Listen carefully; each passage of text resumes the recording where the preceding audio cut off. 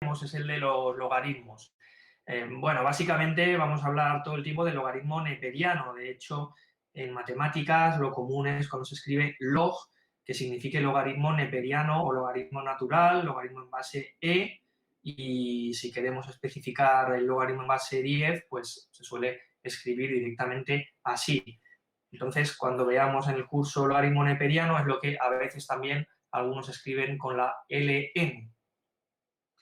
Bueno, realmente hay logaritmos en otras bases también, por supuesto. Al fin y al cabo, el logaritmo, como decíamos antes, es la función inversa de la función exponencial, como dice aquí arriba. El logaritmo en base a de un número es el número y de r, el número que cumple que a elevado a i es x. Así que dado que hay función exponencial de base 2, 3, 10, como hemos dicho antes, o un tercio, etcétera, pues también hay logaritmos en base un tercio o logaritmo en base 3. No nos vamos a ocupar especialmente de los logaritmos que no sean naturales, no nos vamos a ocupar más que del logaritmo en base 10.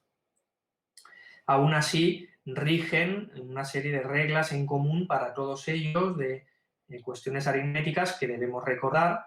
El logaritmo del producto de dos números, da igual en qué base estemos, es la suma de los logaritmos, siempre manteniendo la base de la que estamos hablando. El logaritmo del cociente es la resta del logaritmo del numerador menos el del denominador. Y la propiedad que hay número 6, pues te dice que el logaritmo de una potencia te permite como sacar fuera del logaritmo el exponente. La y que tenemos aquí en la potencia, la podemos como sacar fuera de esta forma.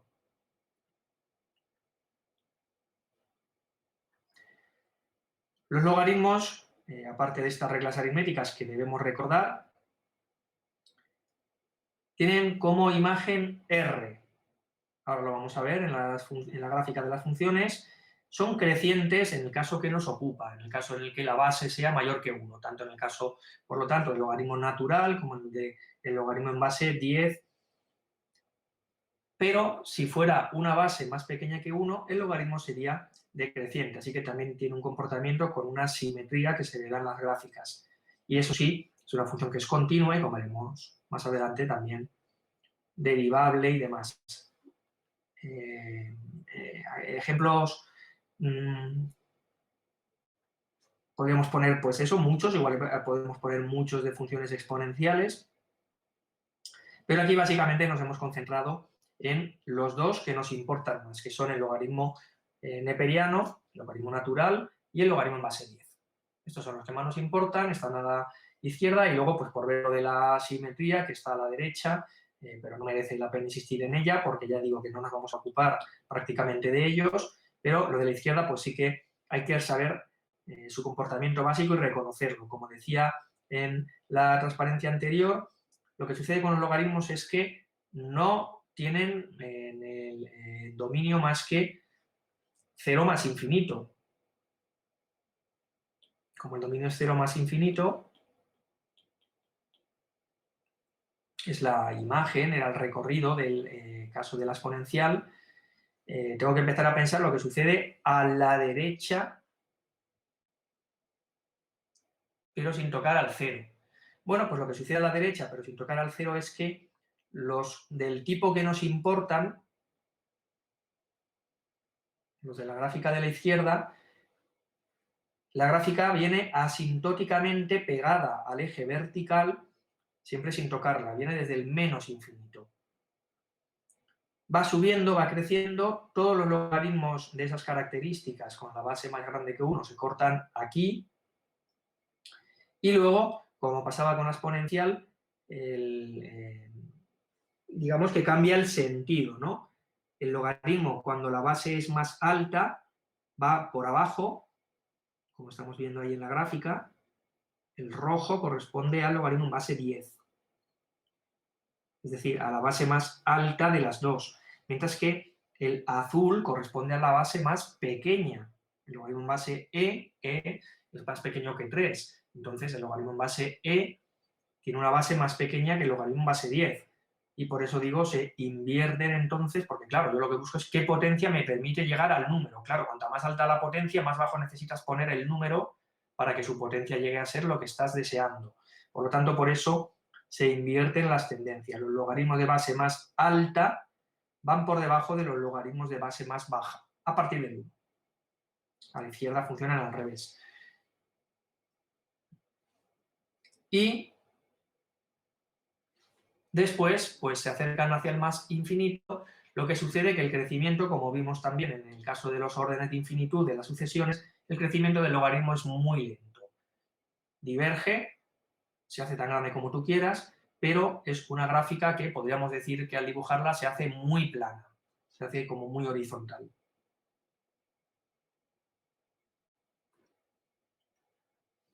Vale, pues entonces vamos a recordar los pocos elementos de derivación que vamos a necesitar. Lo que sucede es que los elementos que necesitamos pues se van a utilizar muchísimo y hay que manejarlos con fluidez porque vamos a pasar enseguida a hacer derivadas con varias variables y no podemos entonces perder el tiempo con derivadas de una sola variable porque si no el problema que nos planteen se nos va a hacer muy largo.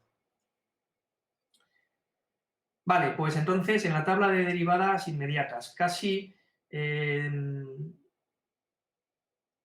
de alguna forma podríamos plantear el recorrido de la tabla de otra manera, pensando en esto que hay aquí,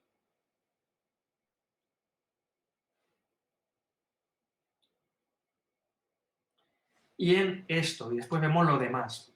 Vamos a ver, esta es una tabla que he copiado de algún sitio, entonces no la he podido, digamos, manipular para escribirla en el formato que yo querría, pero, a ver, la parte que estoy redondeando nos da como las derivadas de las funciones básicas. En el temario no vamos a necesitar derivadas de funciones extrañísimas, me refiero, aquí a la derecha, por ejemplo, tenemos la derivada de estas funciones arcoseno, arcocoseno, arcotangente. Bueno, pues si busquéis por ahí veréis funciones como el seno hiperbólico y el coseno hiperbólico con sus derivadas. Bueno, esas cosas exóticas no nos van a hacer falta, pero las que sí nos hacen falta, que están aquí básicamente redondeadas, estas hay que manejarlas sin problemas. Estas son entonces funciones que en el contexto de la teoría de la derivación uno tiene que hacer como directamente. Igual que con las sucesiones, decía, pues hay una serie de sucesiones que directamente hay que hacer con la definición que convergen a cero o que son divergentes a más infinito, y nosotros hicimos alguna de ellas. Después venían unas reglas de composición que te permitían obtener el comportamiento de cosas más complicadas, aparte de que luego vinieran también pues, resultados teóricos que te dieran más cuestiones, pero ese mismo proceso sucede con la teoría de la derivación y va a pasar luego con la teoría de la integración. Hay una serie de cosas cuyas derivadas las haces. Tienes que ir a la fórmula de la derivación y encontrar cuál es la derivada, por ejemplo, de la constante. Pues claro, las funciones constantes valen cero. ¿Cuál es la fórmula de las potencias de x? Pues vale, pues esto se hace y compruebas que las potencias de x tienen este comportamiento, de forma que la derivada de, por ejemplo, x a la sexta, antes hemos hecho ya una de este estilo, sea ya 6x a la quinta, como parte de esta fórmula básica y general. La derivada de la función raíz cuadrada, pues 1 partido 2 veces la raíz de x. La derivada de la fórmula 1 partido x, esta es menos 1 partido x al cuadrado. Realmente la fórmula esa es parte de la fórmula que acabamos de escribir. 1 partido x, sabemos que es también x a la menos 1. Entonces la fórmula de la derivada de 1 partido x es la fórmula de la derivada de x a la menos 1. Y yo puedo aplicarle esta fórmula y decir, bueno, pues es menos 1, que es menos 2, por, menos 1, que lo bajo, por x elevado a menos 1, que es menos 2. Y esto me dice que es menos 1 por 1 partido x al cuadrado, que es lo que tengo en la fórmula. Lo que sucede es que como aparece tanto, se suele colocar en la lista de las funciones elementales, pero repito, realmente forma parte del formato que hay arriba. Igual que la raíz cuadrada, ¿no? La raíz cuadrada también es x elevado a 1/2. O sea que en esta tabla que hemos dicho,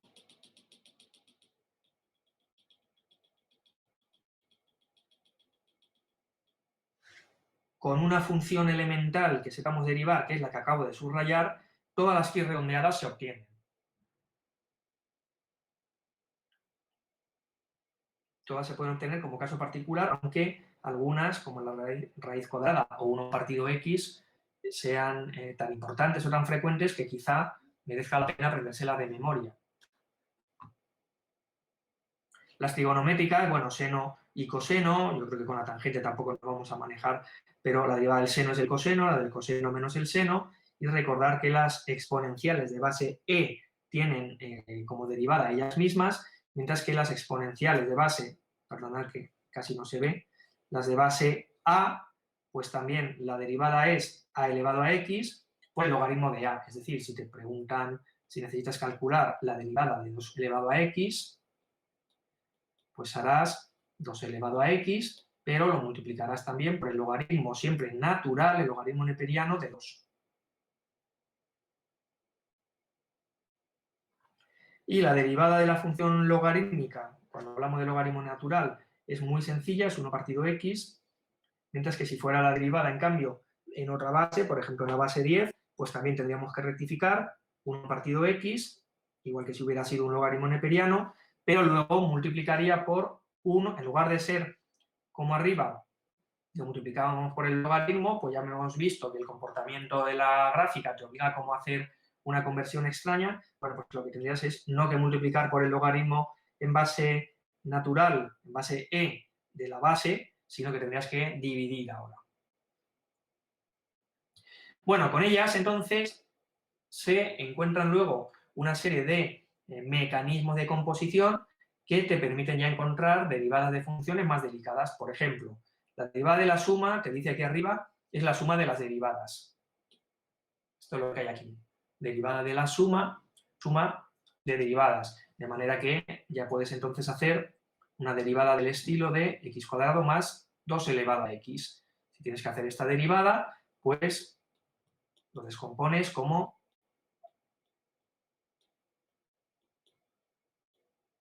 la suma de estas dos derivadas y ya está.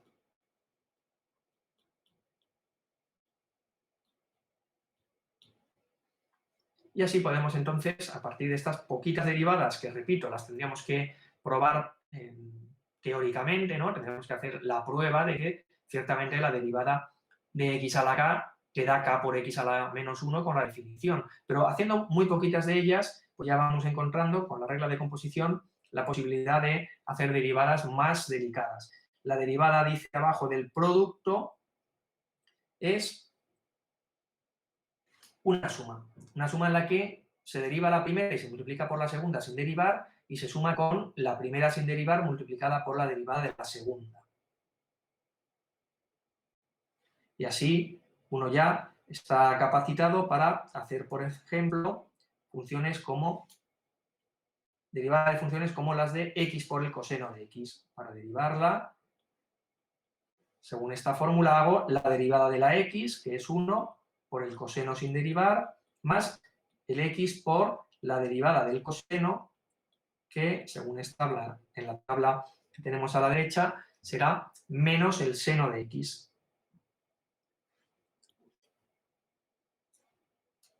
En particular, te dice arriba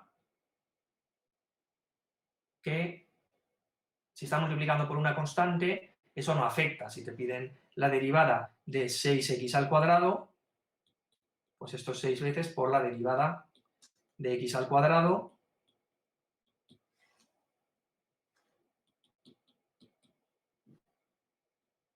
y esto, repito, es un caso particular que merece la pena recordar. La derivada del cociente. Bueno, pues ya sabéis que la derivada del cociente se hace con una fórmula ya un poquito más larga, así que hay que recordarla, que no se nos pase. Es parecida arriba, en el numerador, a la del producto, pero cuidado que no es igual. Es derivada del numerador por el denominador, sin derivar, menos el numerador por el denominador derivado, y luego dividido por el cuadrado de la fórmula del denominador. Bueno, y la que es muy importante es la que hay abajo, la llamada regla de la cadena. Es muy importante porque nos permite encontrar ya funciones incluso más delicadas. El resultado es el que hay aquí arriba. Lo que sucede es que luego te dice abajo que la regla de la cadena se puede como reiterar, ¿no? En principio la regla de la cadena te dice cómo hacer la derivada de una función de una función. Estamos hablando de hacer, por ejemplo, la derivada de la exponencial de x al cuadrado. La tabla de derivadas nos ha dicho aquí a la derecha que yo puedo hacer la derivada de e a la x. Pero ¿cómo hago la derivada de x al cuadrado? Bueno, pues lo que resulta es que en estas tablas que tenemos aquí, todas las fórmulas que hay en la columna de la derecha corresponden a la aplicación de la regla de la cadena sobre la correspondiente fórmula que tengan a la izquierda. Para eso está esta segunda columna. No es una parte nueva, sino que si yo sé aplicar bien la regla de la cadena, no necesito conocer lo que dice la fórmula de la derecha. Pues bien, la fórmula de la regla de la cadena lo que te dice es, si tienes que hacer algo como e elevado a x al cuadrado, realmente tienes una función, vamos a ver dónde lo puedo escribir, perdonad,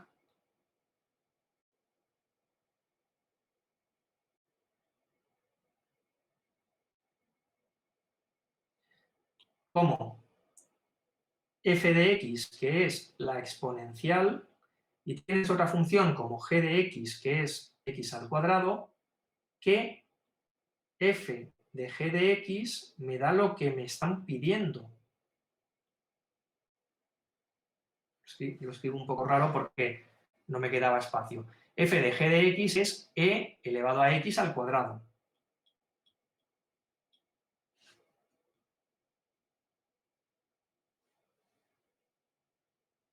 De modo que aparece la regla de la cadena cuando yo tenga este tipo de fórmulas exponenciales, por ejemplo, de una función que no es la x, sino, por ejemplo, aquí, x al cuadrado.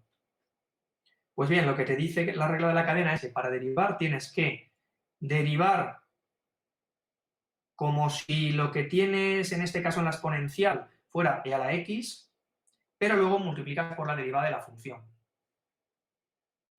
Así que en este caso tú derivarías y dirías, a ver, si fuera la exponencial de e, ¿qué me dice la tabla? Pues que su fórmula de la derivada de e elevado a x es e elevado a x. Bueno, pues entonces la fórmula es e por e elevado a x al cuadrado. Pero me dice, multiplica luego por la derivada de la fórmula de la que aquí ha llamado la g. En este caso es una x al cuadrado. Pues la derivada era 2x.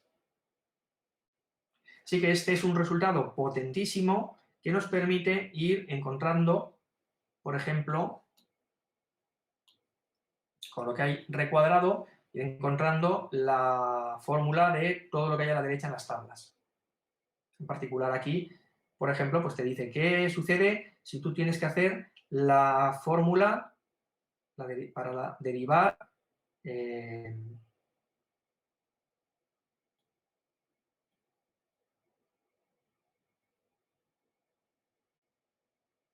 esta. Bueno, pues lo puedes hacer de dos formas. Puedes hacer la multiplicación de la potencia y hacer que esto es e elevado a 3x y derivarlo por la regla de la cadena sobre 3x, o también puedes aprovechar esta fórmula que hay aquí y decir, bueno, pues es 3 por e elevado a x, que es lo que me dice la fórmula, y por la derivada de, como tú aquí estás haciendo, el cubo de f de x, pues la derivada de la que ha llamado f de x. Y te vuelve a salir lo mismo.